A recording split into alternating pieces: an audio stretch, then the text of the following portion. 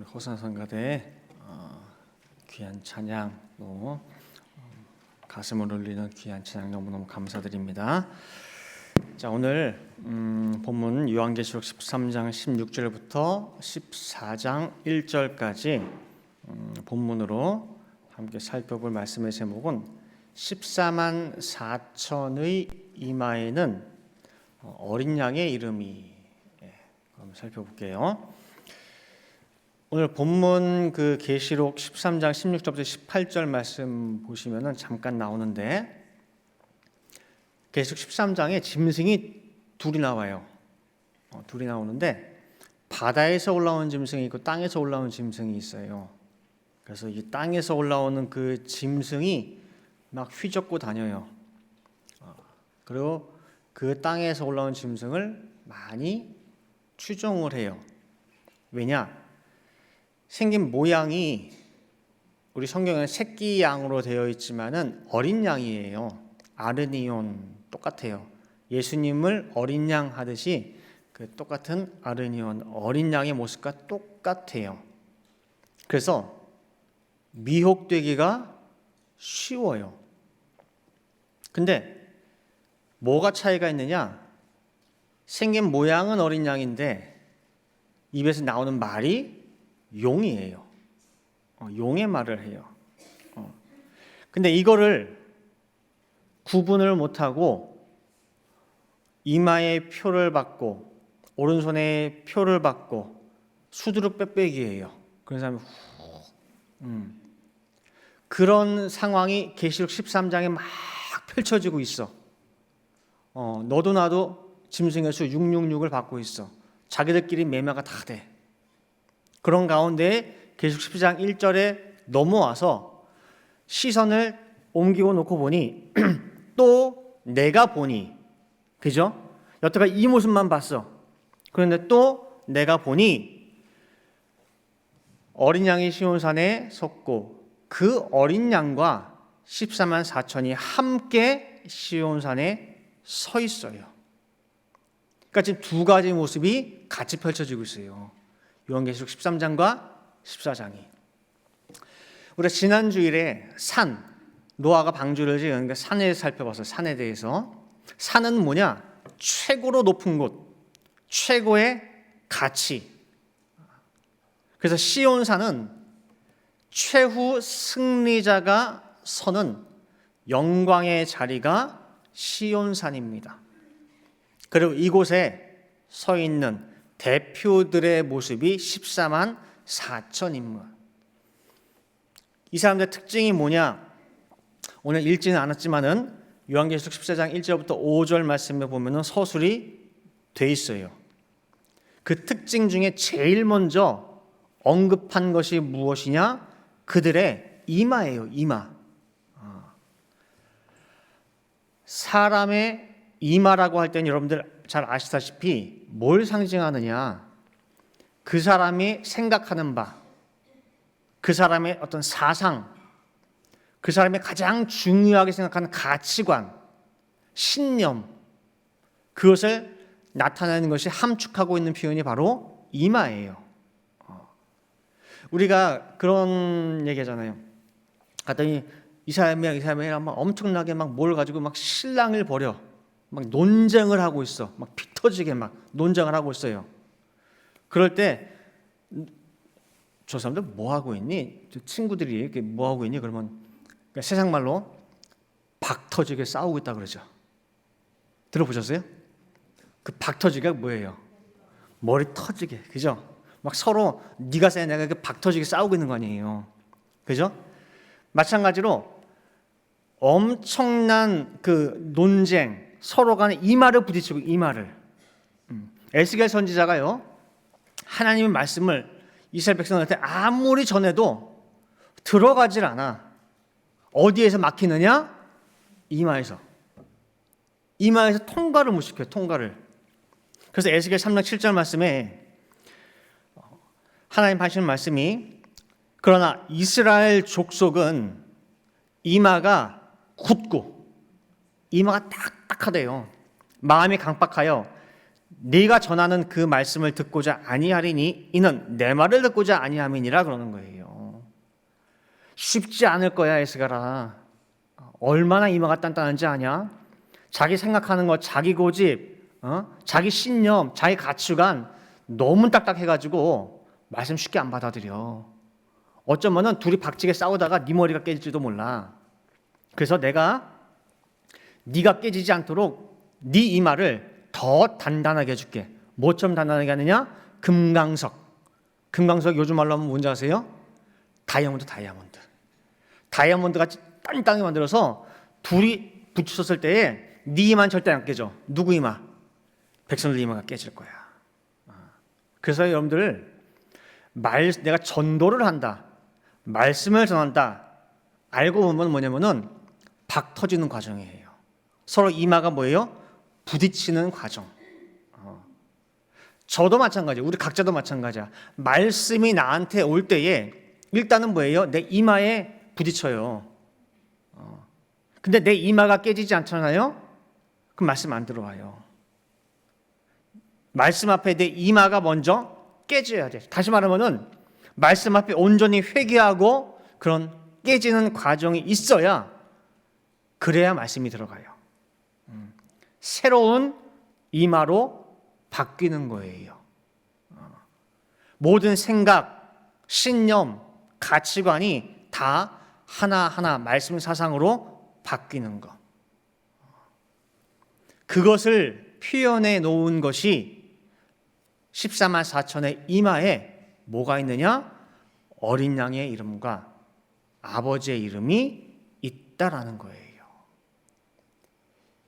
이게 새겨지기까지 얼마나 힘들고 어떤 과정을 거쳤을까요? 이 사람들 이마 한 번씩 깨졌을까 안 깨졌을까요? 이마. 자기가 원래 가지고 있던 이마들이 있었을 거 아니에요. 다 깨졌겠죠. 한 번씩은 다. 몇 번씩 깨졌겠죠. 그리고 드디어 그 이마에 어린 양의 이름, 아버지의 이름이 새겨진 거예요. 근데 여기서 우리가 생각해 볼 것이 있어요. 먼저는 성부, 성자, 성령 삼위일체인데 왜 그 이마에 두 이름밖에 없어요? 그죠? 또 한 가지. 어린 양의 이름이라고 했어요. 그럼 어린 양은 누구를 상징하죠? 예수님.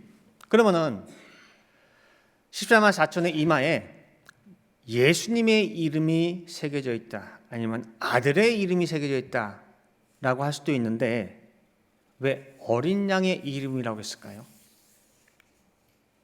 왜 예수님의 이름이라고 하지 않고 예수 이름이라고 하지 않고 하나하나 차근차근 볼게요. 첫 번째로요. 성령의 인이에요. 아까 성부, 성자, 성령이라고 했죠. 삼위일체인데 왜 이마에는 둘밖에 없느냐?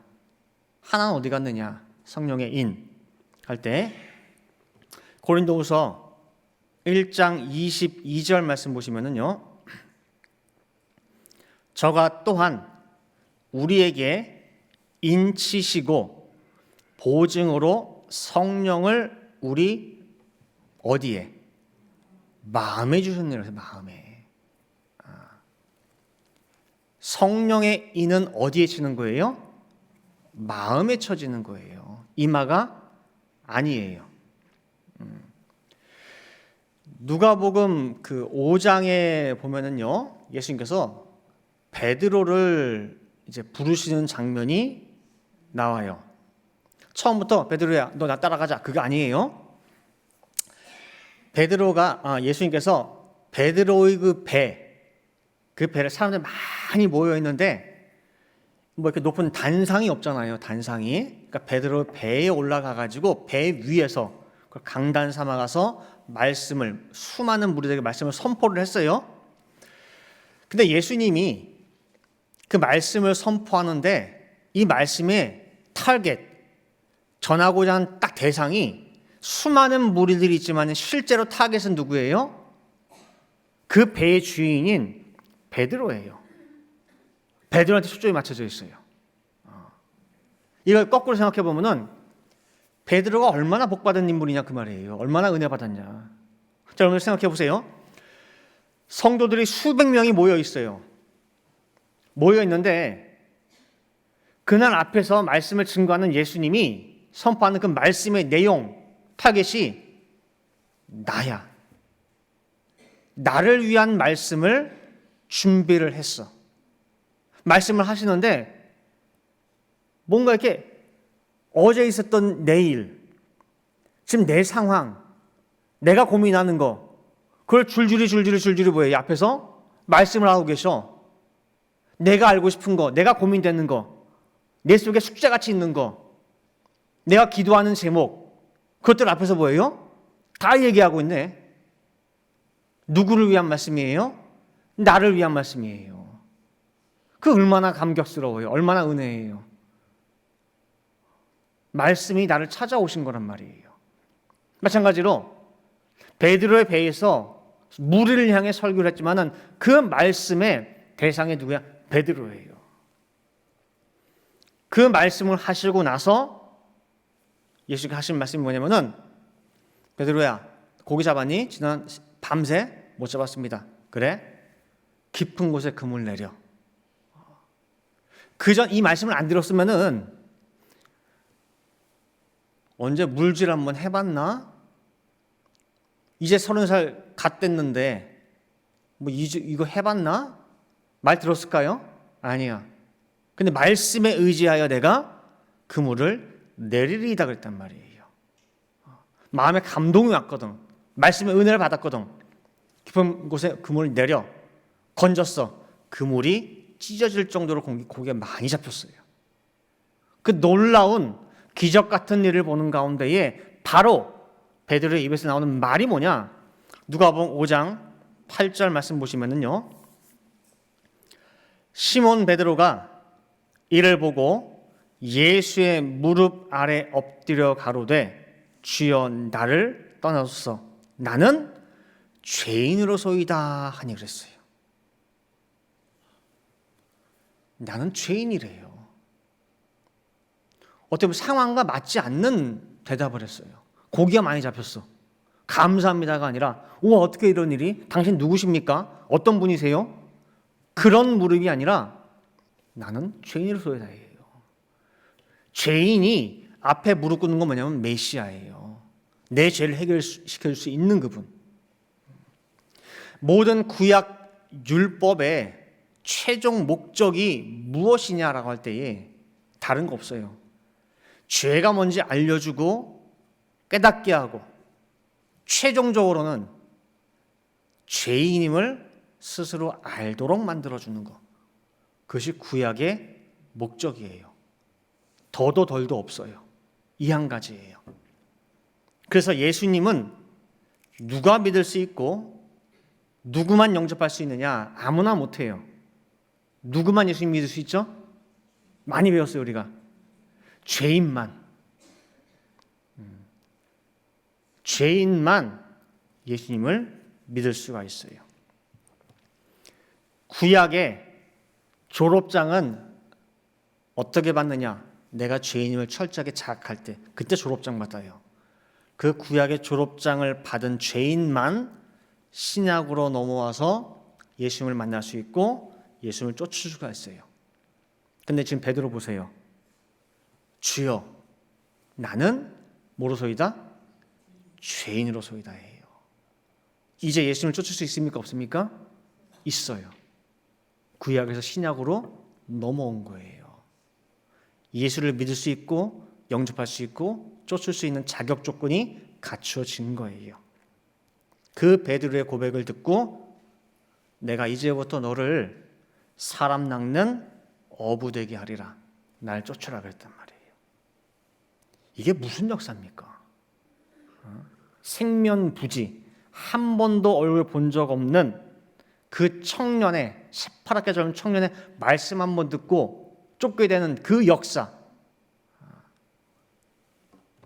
에베소 1장 13절은 이렇게 말씀하고 있어요. 그 안에서 너희도 진리의 말씀 곧 너희의 구원의 복음을 듣고 그랬죠. 그죠? 살아있는 그 말씀을 듣고 그 안에서 또한 믿어 약속의 성령으로 인치심을 받았으니 그랬어요. 지금 베드로는 성령의 인을 받았습니까? 안 받았습니까? 받은 거예요. 자신에 대해서 전하시는 예수님의 그 말씀을 듣고 그 듣는 가운데 마음 가운데 왜요? 믿음이 생겼기 때문에 밤새 고기 한 마리 못 잡았지만은 그물 던지라 순종할 수 있는 거예요. 그리고 순종의 결과 보여. 그 순간 마음 가운데 뜨거운 것이 일어나는 거예요. 이분이구나.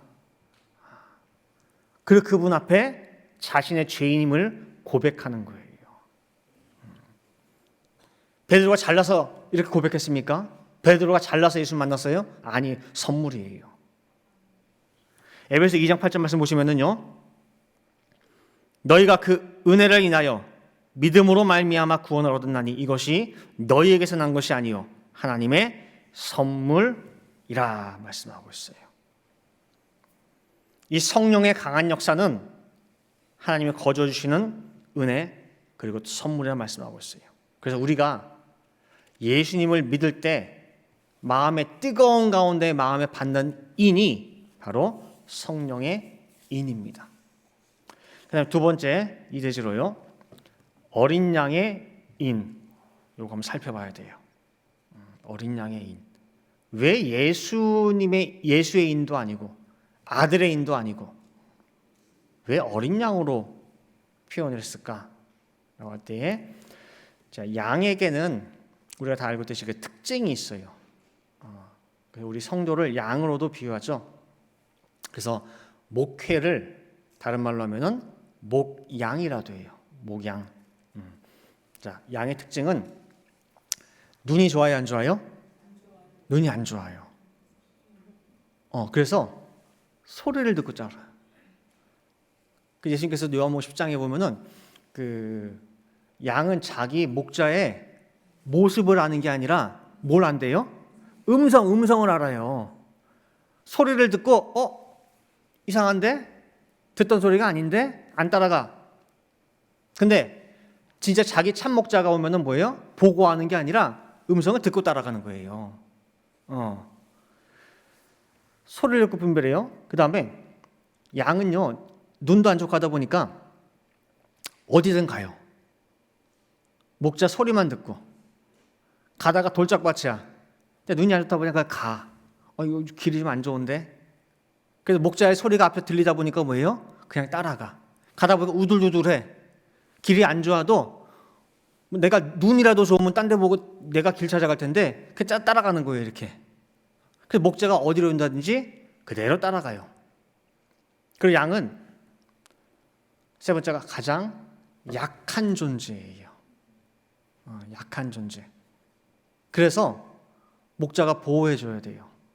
늑대가 온다, 누가 온다, 그냥 물잖아요. 그냥 가만히 놔주고 싸고 그냥 죽어요. 그냥 발버둥도 안 쳐요. 보면은 양이 그래요. 그 목자의 보호하심이 꼭 필요한 존재가 양이에요. 양. 근데요, 양 자체가 지금 살펴본 대로 그냥 순하고 약해. 근데 그런 가운데서도 어린 양이래요. 어린 양. 어린 양이다 보니까 덩치도 작아. 그러니까 길 가던 동네 꼬마도 뭐예요? 그냥 툭툭 심심하면 칠 수 있는 게 어린 양이에요. 세상 누구나 만만하게 여길 수 있는 존재.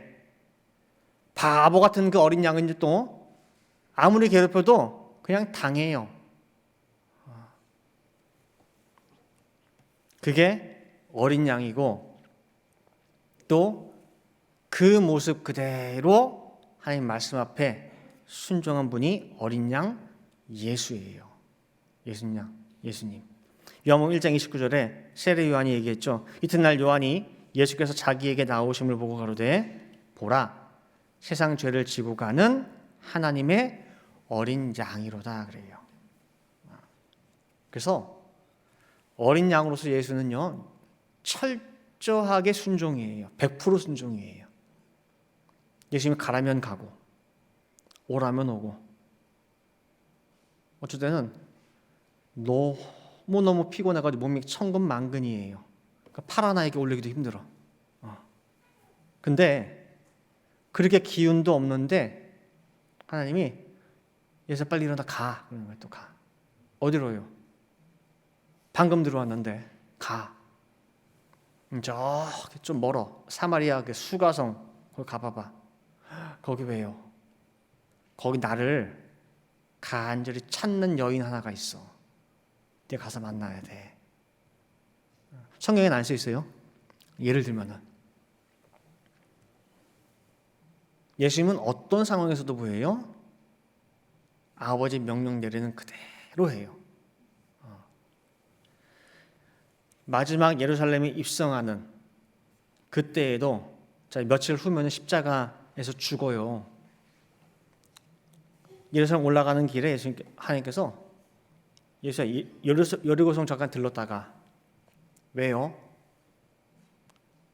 거기 아브라함의 잃어버린 자손이 하나가 있다. 가서 찾아. 이름이 삭개오야. 그래서 이름까지 알려줬어요. 누가 알려준 게 아니에요. 거기 있던 사람들이. 삭개오인데 찾아. 아무리 사장이 악덕 주인이라고 해도요. 그 종업원이 일주일밖에 못 살아. 그럼 부려 먹어야 안 먹어요? 안 하죠. 의사가 그러는데 일주일밖에 안 남았대. 이제 정리하래요. 그래? 알았어. 근데 이거는 네가 해야 되겠다. 일 시켜요? 안 시켜요. 근데 하나님이 시켜요. 끝까지 하나라도 찾으라는 거예요. 네가 안 찾으면은 못 돌아와. 삭개오 구원 못 받아. 찾아야지. 하나라도 더. 근데 예수님은 우리 같으면 그냥 속에서 열불 나가지고 야 마지막 일주일인데 끝까지 부려먹네. 끝까지 부려먹어. 그죠? 예수님은 아무 소리나 가요. 마지막 한 사람까지 다 찾아요. 어린 양 예수라 그래요. 어린 양이라 그래요. 그리고 어느 정도로 아버지를 의지하냐면은 요한복음 12장 50절에 나는 그의 명령이 영생인 줄 아노라 그랬어요. 이 명령은 너 죽어 라고 하는 그 명령이라 할지라도 뭐예요? 나는 이게 사는 길이야 라고 믿는 분이에요. 그게 예수님이에요. 그리고 끝까지 자기 생각이 나는 이게 좋겠는데 난 이게 생각이 없는 분이 아니에요. 생각이 없는 분이 아니에요. 예수님이 했는데 내 뜻이 아버지의 뜻과 다른 경우에는 그럼 내 뜻대로 하지 마시고 아버지 뜻대로 해주세요 라고 하는 분이에요. 누가복음 22장 42절에 말씀하고 있죠. 여태까지 진짜 순종해 왔는데 이것만큼은 너무 보이니까 너무 힘들어. 가라사대 아버지여 만일 아버지 뜻이었던 이 잔을 내게서 옮기시옵소서 그래요. 혹시 아버지가 내 뜻과 맞아서 한다면 옮기시옵소서. 그런데 이게 오로지 내 원이라고 한다면은 내 소원이라고 머문다고 한다면은 그렇게 하지 마시고 아버지의 원대로 되기를 원하나이다 그랬어요. 이게 온전한 어린 양의 모습으로서의 예수님이에요. 자, 그러면 이제 베드로로 돌아가서 성령의 역사로 예수님의 그 제자가 된 베드로 성령의 인은 받았어요. 마음 가운데. 그죠? 그럼 베드로는 어린 양의 인은 받았습니까? 어린 양의 인.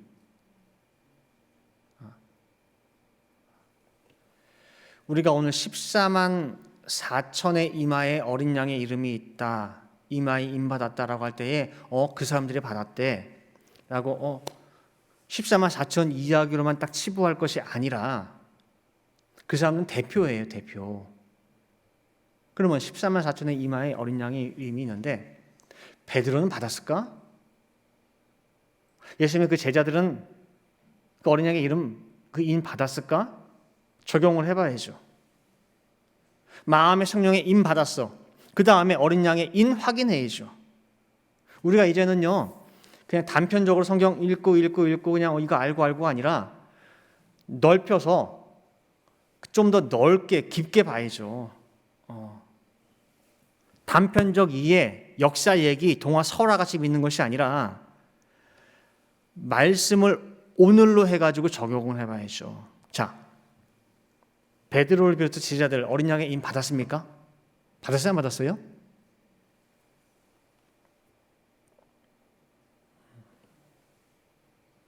어린 양의 인이 의미하는 바는 예수님이 본을 보이셨어요. 어디든 어느 때든 어떤 길이든 영생으로 알고 쫓아가는 거예요. 그 어린 양의 인이 제자들의 이마에 있느냐 할 때 없어요. 없어요. 못 받았어요. 있는 줄 알았는데 다 떨어졌어요. 어디서? 십자가 앞에서 다 떨어졌어요. 다 가짜였어 그동안에. 자, 누가복음 22장 33절 말씀 보시면은요, 지금 이게 베드로가 하는 말이에요. 저가 말하되 주여 내가 주와 함께 오게도 죽는데도 가기를 준비하나이다 그래요. 예수님께서 내가 죽을 것을 미리 얘기를 하셨거든요. 그랬더니 화들짝 놀라면서 무슨 말씀이냐고 그러면서 만약에 진짜 그런 일이 생긴다, 그럼 예수님이 오게 간다, 나도 같이 들어갈 거예요. 예수님 죽는다, 나도 같이 죽을 거예요. 라고 좀 맹세하는 모습이에요. 어디든 예수님 가는 곳에 따라가겠다는 거예요. 근데 이 맹세를 베드로만 한 것이 아니라 제자들이 다 했어요. 제자들이. 자, 다른 곳을 볼게요. 마태복음 26장 35절 보시면은요, 베드로가 가로되 내가 주와 함께 죽을지언정 주를 부인하지 않겠나이다 하고 뭐예요? 모든 제자도 이와 같이 말하니라 그랬죠.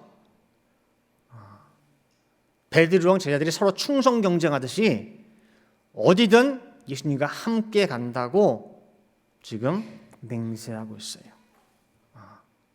어린 양의 모습이죠. 어디든 따라갈 수 있다고 한다면은. 근데 막상 예수님 잡히는 그 자리에서 그렇게 맹세했던 모든 제자들 어떻게 했느냐? 마태복음 26장 56절 말씀에 보니까 이에 제자들이 다 예수를 버리고 도망하니라 그랬어요. 어린 양 예수님의 가는 길에 함께 동행하는 자, 그 사람이 받는 인이 어린 양의 인이에요. 그 인이 아까 14만 4천의 이마에 있어요. 그래서 그 사람의 특징이, 자, 요한계시록 14장 4절 말씀 보니까 이 사람들은 여자로 더불어 더럽히지 아니하고 정절이 있는 자나 어린 양이 어디로 인도하든지 따라가는 자며 그랬죠? 그래서 어린 양의 이름이 있는 거예요, 이마에. 어린 양 예수가 어딜 가든지 같이 따라가니까 구속을 받아 처음 익은 열매로 하나님과 어린 양에게 속한 자들이니 그래요. 여기서 보면은 어디로, 어린 양이 어디로 하든지 해요. 내가 바라는 것이 아니라 신앙생활하면서 내 생각대로 내가 원하는 대로 간 적이 우리가 얼마나 많습니까? 어떻게 보면 베드로랑 제자들 뭐라 할 필요가 없어요. 손가락질 필요가 없어요. 베드로가 예수님과 함께 내가 오게도 갈 거고 죽는 자리에도 함께 갈 거예요. 어디든 간다고 할 때 베드로의 그때 심정은 진심이에요. 그냥 립 서비스 아니에요. 죽는 자리에 저도 갑니다 라고 했는데 막상 진짜 그 죽는 자리 앞에 딱 서보니까 자기가 상상했던 그 이상으로 무섭고 두려웠어요. 너무너무 무서웠어요. 그 사단이가 우리 인류를 향해서 제일 마지막으로 쓰는 무기가 뭐예요? 너 죽인다예요. 죽음의 죽음. 이거 앞에선 어떤 장사도 뭐예요? 다 굴복하니까 살려만 달라고. 근데 사도 바울이 뭐라고 했어요? 야 사망아, 너 쏘는 곳이 어딨니? 가져와 봐봐. 한번 쏴봐봐. 그런 사람 앞에서 뭐예요? 사망에 꼼짝을 못해요. 근데 베드로가 자기가 그것까지 넘어설 줄 알았어. 근데 죽음 앞에서는 뭐예요? 예수님과 함께 갈 수가 없었어요. 거기까지였어요. 어린 양이 어디로 인도한지 지금까지는 왔는데 죽는 자리까지 가자라고 했더니 거기서 뭐예요? 떨어진 거예요.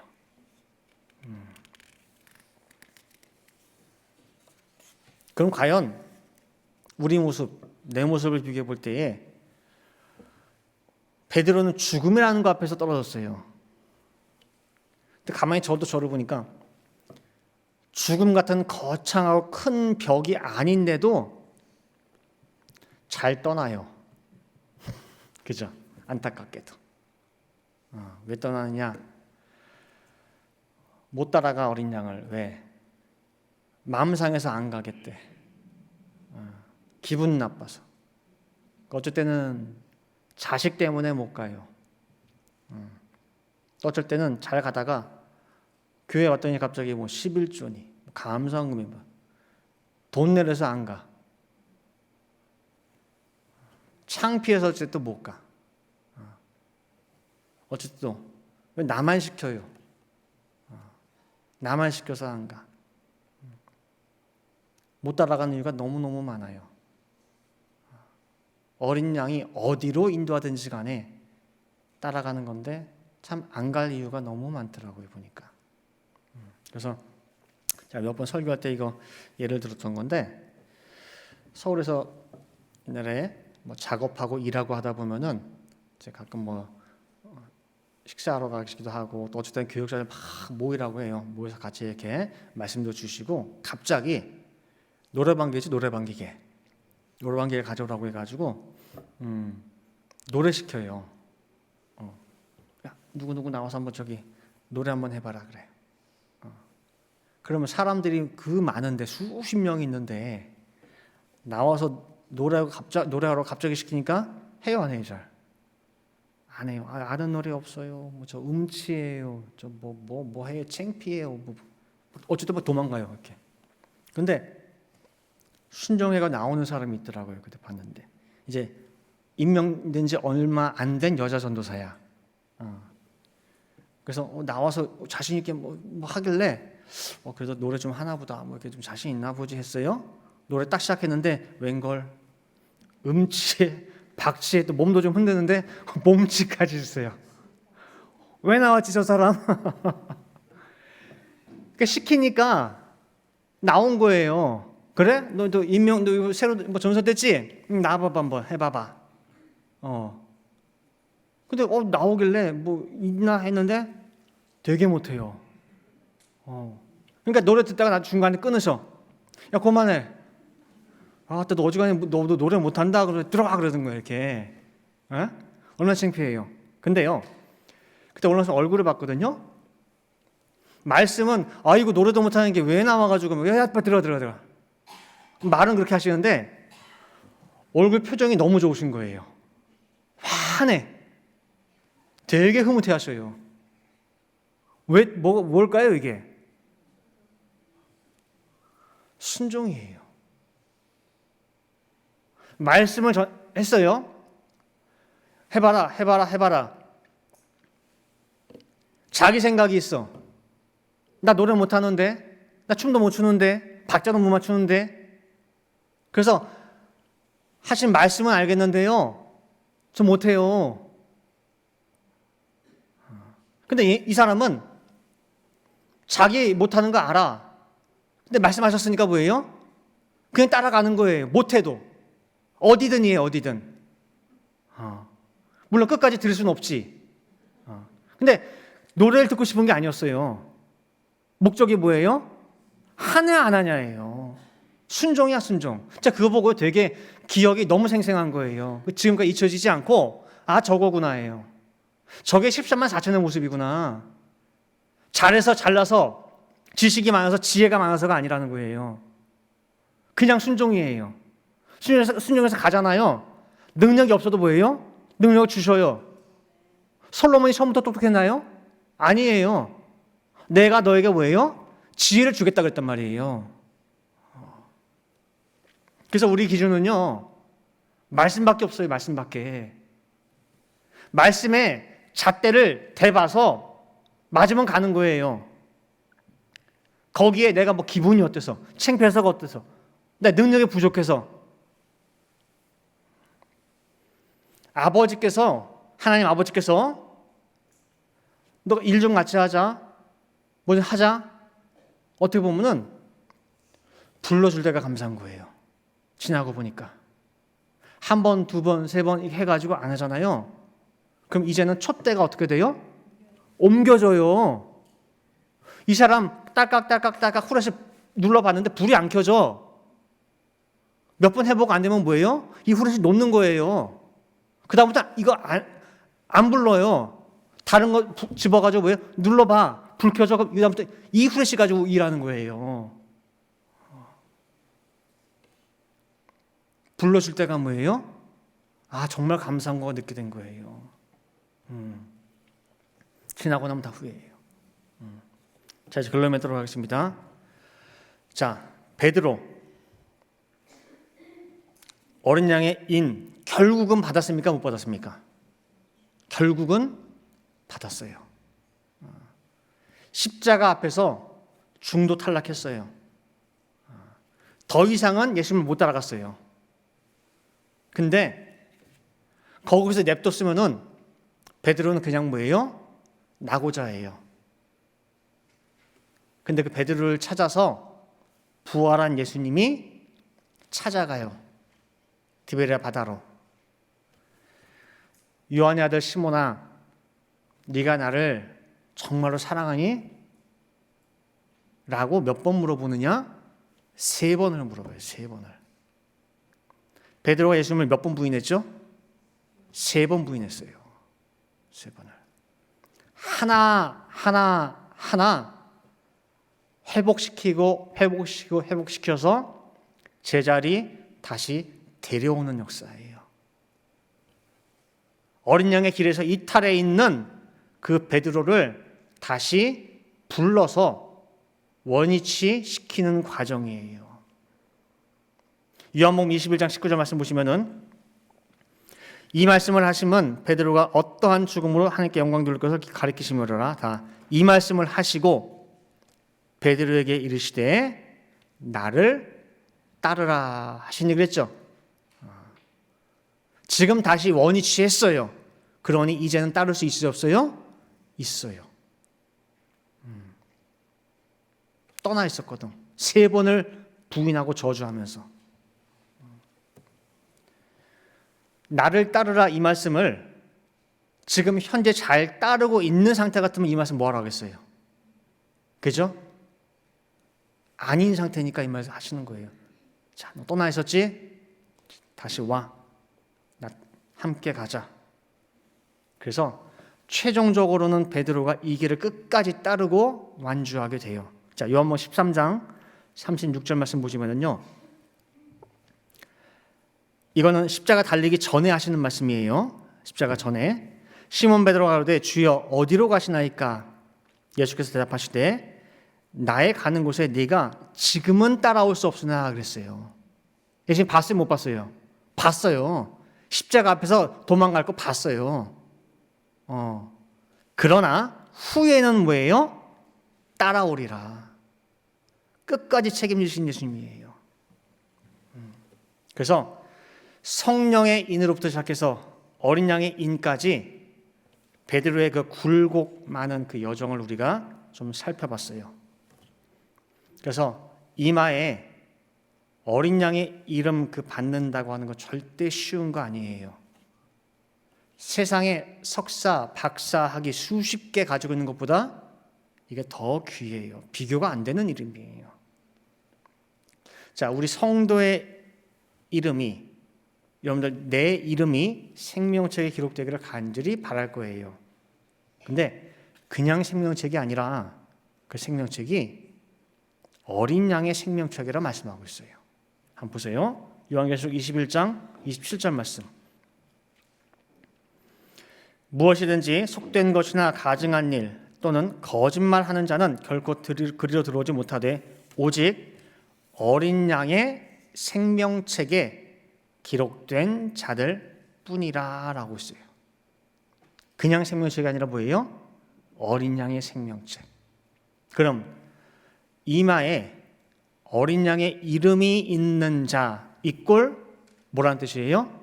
생명책에 이름이 기록된 자라는 뜻이에요.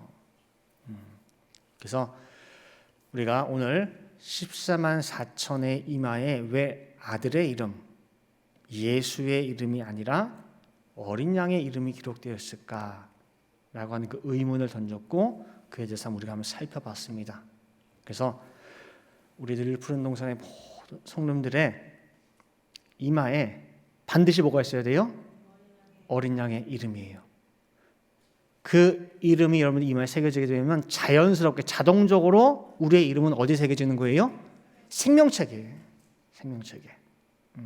그래서 우리 모든 성도들 내 삶 가운데에 어떤 일이 있든지 간에 말씀에 집중하세요. 말씀에.